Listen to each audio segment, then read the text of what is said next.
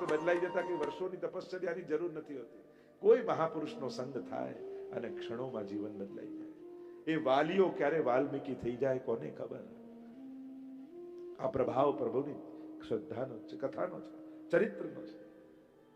પરીક્ષિત મહારાજ બહુ સુંદર વાત દશમ સ્કંદમાં કરે છે. ગુરુદેવ, કેવલ મારા ઉપર કૃપા છે એમ નહીં, મારા પૂર્વજો ઉપર પણ કેવી કૃપા ભગવાનની છે. પિતા સમરે મરંજય દેવ વ્રતાદ્યા તીરથૈ સ્તિમિંગલૈ દુરત્યયં કૌરવ સૈન્ય સાગરમ કૃત્વા તરન વત્સપદમ સ્મયત્લવા. ગુરુદેવ, કેવી કૃપા મારા પૂર્વજો ઉપર પ્રભુની રહી છે. અને એટલે જ કદાચ પાપના બદલામાં ભગવાને કથા મને આપી છે. મેં તો અપરાધ જ કર્યો, પણ એના બદલામાં મને સુખદેવજી અને ભાગવતની કથા મળી. આવું કોઈ કર્મથી ન થઈ શકે, પુણ્યથી ન થઈ શકે. ભગવાનનો અમારા પ્રત્યેનો પક્ષપાત છે એટલે આવું થયું. અને પક્ષપાત કેમ છે? કારણ કે અમારા વડીલો બધા ભગવદીઓ હતા, ભક્તો હતા. આપણા પૂર્વજોએ માળા ફેરવી હોય ને, જો કોઈ વડીલો એફડી મૂકી જાય તો એને બાળકને મળે કે એમ વડીલો જે ભક્તિ કરી ગયા ને એનું ફળ એના વંશજોને મળે છે. પિતા મહામે યાદ કરે છે પરીક્ષિત મહારાજ, અમારા વડીલો જયારે યુદ્ધના મેદાનમાં ઉભા હતા અને મહાભારતનું યુદ્ધ, કેવા કેવા તિમિંગલો સામેના પક્ષમાં ઉભા છે. કૃપાચાર્ય, દ્રોણાચાર્ય, ભીષ્મજી, અશ્વત્થામા, અમુક તો ચિરંજીવીઓ છે જેને કોઈ મારી ન શકે. અશ્વત્થામા, બલિર વ્યાસો, હનુમાન, વિભીષણ, કૃપા પરશુરામ છે. કૃપાચાર્ય અને અશ્વત્થામા ચિરંજીવી. ભીષ્મજીને ઈચ્છા મૃત્યુનું વરદાન. તમે જો ગણિત ગણવા જાઓ તો કોઈ હિસાબે બંધ બેસતું આવતું નથી કે પાંડવો જીતે. જો આ મેચ થાય ને ક્રિકેટની, ત્યારે લોકો પ્રિડિક્ટ કરે કે આટલા પ્લેયરો આમાં છે એટલે 80% ચાન્સ આ મેચ આ લોકો જીતે એમ પ્રિડિક્ટ કરે. કારણ કે આવા આવા ખેલાડીઓ છે. એમ જો તમે મહાભારતના યુદ્ધમાં પ્રિડિક્શન કરવા જાઓ કે કોણ જીતે અને યોદ્ધાઓના બળની જો ગણતરી કરો તો ક્યાંય બંધ બેસતું આવતું નથી કે પાંડવો જીતે. ચિરંજીવીઓ જેને કોઈ મારી ન શકે, અને ભીષ્મજી જેવા તિમિંગલો જે હજારો માછલાઓને ગળી જાય એવા તિમિંગલ જીવો, એક ભીષ્મજી કાપી છે જીતવા માટે. અને એમાં તો દ્રોણાચાર્ય જેની પાસે ભણ્યા છે, કૃપાચાર્ય જે ચિરંજીવી, અશ્વત્થામા જેને ચિરંજીવીનું વરદાન, કેમ કરીને જીતા? છતાંય પાંડવો જીત્યા. કેમ? સંખ્યાથી જીત નક્કી નથી થતી. તમારી જોડે કેટલા ભેગા છે એ જીતનો પ્રમાણ નથી, પણ તમારી જોડે ભગવાન છે કે નહીં એ હંમેશા ચેક કરતા રહેજો. અને જો ભગવાન બાજુમાં ઉભેલા દેખાય તો માનજો વિજય મારો નિશ્ચિત છે. ભગવાન એટલે સત્ય, ભગવાન એટલે આનંદ, ભગવાન એટલે પરોપકાર, ભગવાન એટલે સદગુણ. જ્યારે તમને એ તમારી બાજુમાં દેખાય ને તો માનજો કે જીત અમારી ચોક્કસ છે. વસ્તુ મળી જવી જીત નથી. ઘણીવાર જીત, સત્ય, આ બધાની વ્યાખ્યા આપણે જુદી કરીએ છીએ. વસ્તુથી ગણીએ છીએ, પદાર્થથી ગણીએ છીએ, વ્યક્તિથી ગણીએ ના, એની વ્યાખ્યાઓ જુદી રીતે થાય છે. એટલે હંમેશા લોકો એમ કહેતા ને કે આપણું તો બહુ મોટું ફ્રેન્ડ સર્કલ હો, આપણે તો બહુ મોટું, જે કામ કરાવવું આમ થઈ જાય. એવા વ્યક્તિઓએ પણ મેસેજ કરવા પડ્યા કે હું પોઝિટિવ છું, કોઈ ઘરે આવતા નહીં. કોરોનામાં તો એવા લોકો મેસેજ મોકલવા પડે જે કે એક ફોન કરું 10 જણા ઉભા થઈ જાય કે કોઈ આવવા તૈયાર ન થયો. ભાઈ તું પોઝિટિવ છું, એમ તો આખી જિંદગી નેગેટિવ જ રહ્યો ને આજે પોઝિટિવ થયો. અને એટલા માટે અસમર્થતાનું જ્ઞાન માણસને થાય ને કે હું અસમર્થ છું, ત્યારે ભગવાનના સામર્થ્યનું ભાન એને થતું હોય છે. પ્રભુ સર્વ સમર્થો હિ તતો નિશ્ચિત તતામ રજે. એટલે તો મહાપ્રભુજી આપણા બધા માટે લખી ગયા, આ જગતમાં સર્વ સમર્થ કોઈ હોય તો એ કેવલ ને કેવલ ઈશ્વર છે. બાકી દરેક માણસ અસમર્થ છે. કોઈના સહારે જ આપણે બધા જીવીએ છીએ. તમને એમ મારે કોઈની જરૂર નહીં તો ઘરના લોકોને છોડીને બહારના ફ્રેન્ડોને ભેગા કરશો. માણસ વગર તો ચાલવાનું નથી. આપણને તો આપણા ડ્રાઈવરથી લઈ, સફાઈ વાળાથી લઈ, મોટા મોટા બોસ કે સમર્થ વ્યક્તિ, ક્યાંક ને ક્યાંક કોઈના ટેકે આપણે ઊભા છીએ. કોઈકના ટેકે. એક માણસની સફળતામાં કેટલા લોકોની મહેનત હોય છે. માણસને એમ લાગે મારે કોઈની જરૂર નહીં. અરે ના, તારે બધાની જરૂર છે, જરૂર પડે ત્યાં. પણ સમર્થ કોઈ હોય તો ઈશ્વર. પેલું એક બાળક વેકેશન પડે એટલે એના મા બાપ બાજુના ગામમાં એના નાના નાનીને ત્યાં લઈ જાય. બાળક થોડું મોટું થયું, 14-15 વર્ષનું થયું એટલે કે હવે હું મોટો થઈ ગયો પપ્પા મમ્મી, હવે હું એકલો જઈશ નાના નાનીને ત્યાં. લોકો હજી તું નાનો કહેવાય, અમે તને મૂકી જઈએ. ના, હું એકલો ટ્રેનમાં બેસીને જઈશ, હવે હું મોટો થઈ, કોઈ અમારી જોડે નથી. અને એવી હટ પકડી કે માને જ નહીં ને કહ્યું કે હું એકલો જ જઈશ વેકેશન. અને પપ્પાએ કહ્યું ઠીક છે તું એકલો જા, તને મૂકવા તો આવું. ટ્રેનમાં મૂકવા આવ્યા, કહ્યું ધ્યાન રાખજો આજુબાજુ વાળાને કહ્યું. અને કહ્યું કે પેલો ખુશ થાય કે હું મોટો થઈ ગયો, એકલો જઉં છું નાના નાનીને ત્યાં, હવે ગામમાં એકલો ટ્રેનમાં બેસીને જઈશ. અને તૈયાર થયો, ટ્રેન ઉપડવાની તૈયારી થઈ, અને પેલો ખુશ થાય છે કે હું એકલો મોટો થઈ ગયો છું, એકલો જઈ રહ્યો છું. અને જ્યાં ટ્રેન ઉપડવાની શરૂ થઈ એટલે પિતા એક ચિઠ્ઠી કાઢી દીકરાના ખિસ્સામાં મૂકીને કહ્યું કે જો તને બીક લાગે તો આ ચિઠ્ઠી વાંચજે, એવું કહીને પિતા ઉતરી ગયા. અને હવે તો ટ્રેન જાય છે આગળ, અને પેલો છોકરો તો ખુશ થાય કે હું એકલો પહેલી વાર જઉં છું, હું મોટો થઈ ગયો છું. લોકો વેચવા આવે, વસ્તુ ખરીદે, આજુબાજુ વાળા જોડે વાતો કરે, ચર્ચા કરે, અને ખુશ થતો થાય કે જો હું મોટો થઈ ગયો, એકલો જઉં છું. એમ કરતા કરતા ધીમે ધીમે રાત પડી. ધીમે ધીમે આજુબાજુ વાળા સુવા લાગ્યા, વેચવા વાળા આવનારા બંધ થઈ ગયા. અને હવે તો ટર્નલોમાંથી ટ્રેન નીકળે એટલે અંધારું ગુપ થઈ જાય. અને પહેલી વાર નીકળ્યો એટલે હું ડરવા લાગ્યો, અંધારું થઈ ગયું, કંઈક થશે તો, કોઈ આવશે તો, એવો ડરે. અને ટર્નલો એવી આવે, અંધારું ગુપ, કોઈ દેખાય નહીં, એવી બીક લાગી. એટલે ત્યારે પપ્પાની વાત યાદ આવી, જો તને બીક લાગે ને તો આ ચિઠ્ઠી વાંચજે. અને ડર્યો, અને અજવાળું આવ્યું ને ચિઠ્ઠી ખિસ્સામાંથી કાઢી અને વાંચ્યું તો એટલું લખ્યું હતું, બેટા ડરતો નહીં, હું પાછળના ડબ્બામાં જ છું. એમ મહાપ્રભુજીએ પણ આપણા બધાના ખિસ્સામાં એક ચિઠ્ઠી મૂકી છે. પ્રભુ સર્વ સમર્થો હિ તતો નિશ્ચિતતામ વ્રજેત. તું જેના શરણમાં ગયો છું એ પરમાત્મા સર્વ સમર્થ છે, એટલે નિશ્ચિંત બની જા, નિર્ભય બની જા. તે અલ્પનો આશ્રય નથી કર્યો, તે સમર્થનો આશ્રય કર્યો છે. જે ભાગ્ય બદલવા સમર્થ છે એવા પરમાત્માની શરણમાં છે. અહીંયા પરીક્ષિત મહારાજ યાદ કરે છે કેવા અમારા પૂર્વજો ઉપર કૃપા ઠાકોરજીની. એક ભીની માટીમાં વાછરડાનું પગલું પડે અને જે ખાડો પડે, અને એટલા નાના ખાડાને માણસ ચાલતો ચાલતો ઓળંગી જાય અને ખબર ન પડે, એ રીતે અમારા પૂર્વજો આ મહાભારતના યુદ્ધને ઓળંગી ગયા, ખબર ન પડી, કારણ ભગવાન સાથે હતા.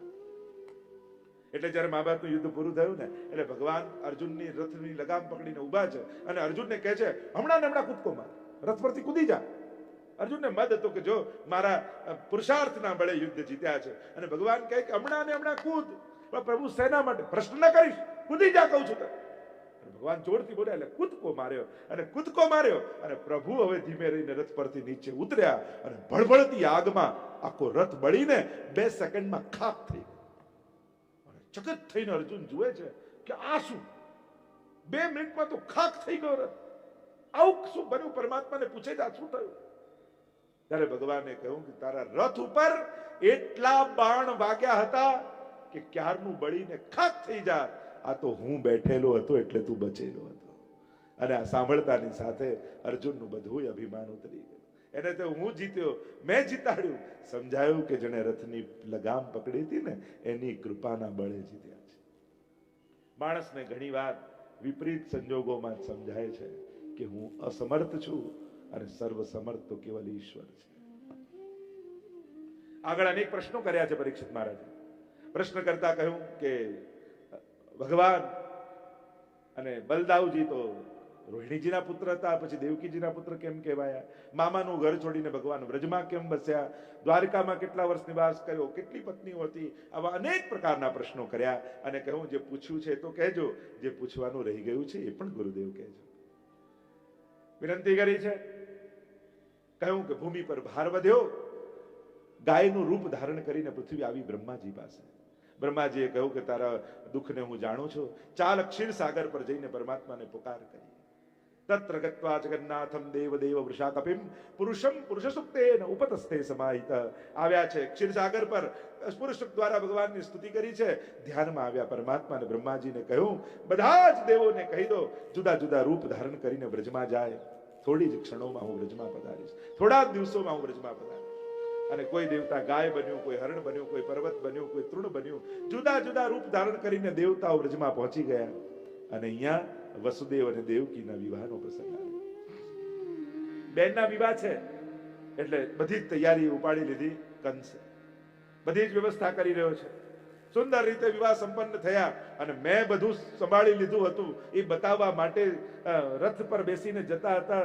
બેન અને બનેવી કહ્યું કે સારથીને ઉતાર્યો ને કહ્યું કે લાવ હું મૂકીને આવું. હવે બધું મેં કર્યું છે તો છેલ્લું કામ પણ હું જ પતાવું. અહંકારી છે અને સ્વાર્થી સારથી બન્યો.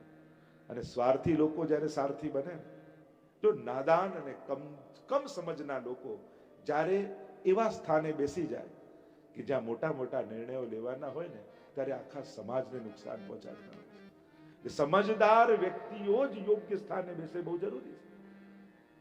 ઘણીવાર મોટિવેશનના ક્લાસીસ ચાલે, ઘણીવાર આવા નાદાન લોકો બહુ મોટિવેટ થઈ જાય ને તોય સમાજને બહુ મોટું નુકસાન થઈ જાય. કારણ કે સમજ હોય નહીં, મોટા મોટા પદ પર બેસી જાય તો પછી ખોટા નિર્ણયો લેવાય જાય. એટલે યોગ્ય વ્યક્તિ યોગ્ય સ્થાને શોભે. પાછળ છે બનેવી, પણ દરેક બનેવી જોડે બને એવી હોય એ પણ જરૂરી નથી. જ્યાં રથની લગામ પકડીને આકાશવાણી થઈ, હે મૂર્ખ, તું જેને વળાવવા જાય છે ને એનો જ 8મો ગર્ભ તારો કાળ થશે. અને જ્યાં પોતાના મૃત્યુની વાત આવી, ખડક ખેંચ્યો, કેસથી પકડ્યા દેવકીજીને જ્યાં મારવા જાય, દોડતા વસુદેવજી આવ્યા ને હાથ પકડ્યો. અરે નાની બેનને મારે છે. નાની બેન તો દીકરી સમાન કહેવાય. તારું યશ, કીર્તિ, વૈભવ, ધન બધું જ નાશ થઈ જશે જો તું આને મારીશ. એના કરતા હું તને વચન આપું છું, આને જે બાળક થશે ને તને આપી દઈશ. વાત ગળે ઉતરી. અને તું મૃત્યુથી ડરે છે. મૃત્યુનો જન્મ બતાવ વીર દેહીને સહજાય. મૃત્યુ તો જન્મની સાથે પેદા થાય. મૃત્યુનો સમય, મૃત્યુનું કારણ અને મૃત્યુનું સ્થાન આ તો માણસ જન્મે ને ત્યારે નક્કી થઈ જાય, એમ શાસ્ત્ર કહે છે. અને કહ્યું તને વચન આપું છું. 5 બાળકો થયા, 6ઠો બાળક થયું. નારદજીને થયું કે આ જો પાપનો ઘડો ભરાશે નહીં તો ફૂટશે કેમ? કમળનું ફૂલ લઈને ગયા કંસ પાસે, કહ્યું જો આ પાંખડીથી પહેલી ગણ તો 8મી આ થાય, આનાથી પહેલી ગણ તો 8મી આ થાય, આનાથી પહેલી ગણ તો 8મી આ થાય, એમ બધી પહેલી બધી 8મી, આમાં 8મો કોણ ખબર કેમ પડે? નારદજીને તો સમજાવ્યા. અને કંસની વાત તો સાચી, ક્યાંક દેવતાઓ છલ ન કરતા હોય. 6 બાળકોને મારી નાખ્યા. વસુદેવ દેવકીજીના 6 દોષ દૂર થયા. હવે પરમાત્મા પધારશે. 7મા શેષજી આવ્યા. ભગવાને કહ્યું કે આ વખતે મોટા થવું છે કે નાના થવું છે? શેષજીએ કહ્યું કે રામા અવતારમાં નાનો બન્યો, લક્ષ્મણ બન્યો તો તમારે જે કહ્યું બધું કરવું પડ્યું, સીતાજીને વનમાં મૂકવા જવું પડ્યું. હવે તો મોટા થઈને જવું છે. અને 7મા શેષજી રૂપે આવ્યા. ભગવાને માયાને આજ્ઞા કરી, પધરાવો આપને રોહિણીજીના ગર્ભમાં. અને કર્ષણ કર્યું અને રોહિણીજીના ગર્ભમાં પધરાવ્યા. હવે પ્રભુને પધારવાનો સમય આવ્યો. 8.5 શ્લોકો આજે પણ જન્માષ્ટમી હોય ને હવેલીમાં, ત્યારે રાત્રિના સમયે આ 8.5 શ્લોકો બોલવામાં આવે. 5 તત્વોની શુદ્ધિનું વર્ણન આવ્યું છે. સુખદેવજી વર્ણન કરતા બોલ્યા, અથ સર્વ ગુણોપેત કાલઃ પરમ શોભન યર્હેવાજર જન્મક્ષ શાંતક્ષ ગ્રહતારકમ. ગ્રહ નક્ષત્રો અનુકૂળ સ્થાને ગોઠવાયા. પ્રભુ સારા ગ્રહ જોઈને ના આવે, સારું મુહૂર્ત જોઈને ના આવે. પ્રભુ આવે એનાથી ઉત્તમ બીજું કોઈ મુહૂર્ત ન હોય. મિલે ગોપાલ સોહી દિનની કો. પ્રભુ મળે ને એનાથી ઉત્તમ બીજો કોઈ સમય નથી. આપણે જો તમે જીવનમાં ઘણા ડિસિઝનો લીધા હશે, બહુ મહત્વના નિર્ણયો પણ લીધા હશે. આજ સુધી જેટલા નિર્ણયો, ડિસિઝનો લીધા એમાંથી તમારું સૌથી બેસ્ટ ડિસિઝન કયું?